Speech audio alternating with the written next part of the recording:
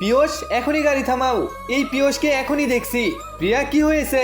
তুমি প্রথমে বলো এই ওড়নাকার, তুমি আমার সঙ্গে চিট করছো না? এই নাও তোমার ওড়না। আরে প্রিয়া শোনো তো, সবাই শোনো, এ মেয়েদের ওড়না চুরি করে, ভাইয়ের ফটো উঠা ভাইরাল করে দেবো। প্রিয়া তুমি কি করছো?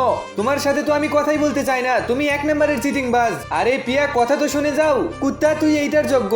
আরে তুমি কে? দেখো আমার এক্স আমার পিছনে লেগেছে, তো আমি কি করব? প্লিজ আজকের জন্য আমার বয়ফ্রেন্ড হয়ে যাও। প্রিয়া এই ছেলেটাকে, তোমার কি সমস্যা? আমি ওর নতুন বয়ফ্রেন্ড, গাড়ি ছেড়ে দিয়ে আমরা লং ড্রাইভে যাবো। বলো তুমি কোথায় যাবে? আমাকে বাড়ি নিয়ে চলো। এই হারামি পিয়স আমাকে কিভাবে ধোকা দিতে পারে? এই নাও পিয়া টিস্যু পেপার। আমার সঙ্গে ওর বিয়ে হতো, কিন্তু এখন আমাকে কে বিয়ে করবে? কে করবে? তুমি করবে আমাকে বিয়ে? বাপরে, এ তো একটু বেশি ভাবছে।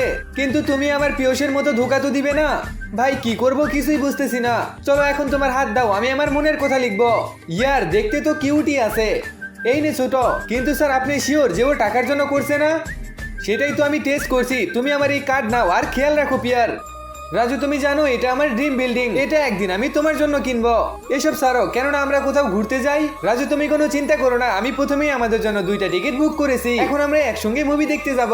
এক সেকেন্ড পিয়া, জলদি চলো রাজু, না হলে আমরা লেট করে ফেলবো। এত তারা কিসের মুভি দেখতে?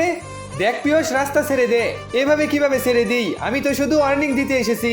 খুব তাড়াতাড়ি তোরা পা ধরে মাপ চাবি। বাঁচতে চাইলে সর সামনে থেকে। তোকে তো দেখছি আমি।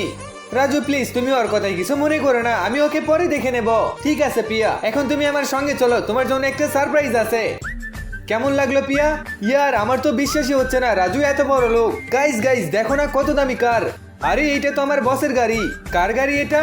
এটা আমার বেবির গাড়ি। রাজু তুমি অনেক হ্যান্ডসাম লাগছো, তুমিও কিউট লাগছো পিয়া। আমি জানতাম না তোমরা দুজন চুরিও করো। গাড়ি আমার বসের, মানে এর আসল মালিক অন্য কেউ। এই গাড়ি রাজুর। আমি আমার বসের গাড়ি ভালোভাবে চিনি। এ তো রাজুকে ফাঁসাতে চাচ্ছে। আচ্ছা বলো এখন কে তুমি? আমি তোমার সঙ্গে কথা বলতে ইন্টারেস্ট নেই। আমি জানি বসের গাড়ি তোমরা দুজন চুরি করেছো। তুই একটু বেশিই করছিস। তোকে হ্যালো ছোট, 2 মিনিটে আমার কোম্পানির বাইরে আয়। বলুন স্যার আমাকে কি করতে হবে আপনার জন্য? ঠিক আছে গাইস, এর ব্যবস্থা পার্ট 2 এ দেখাবো।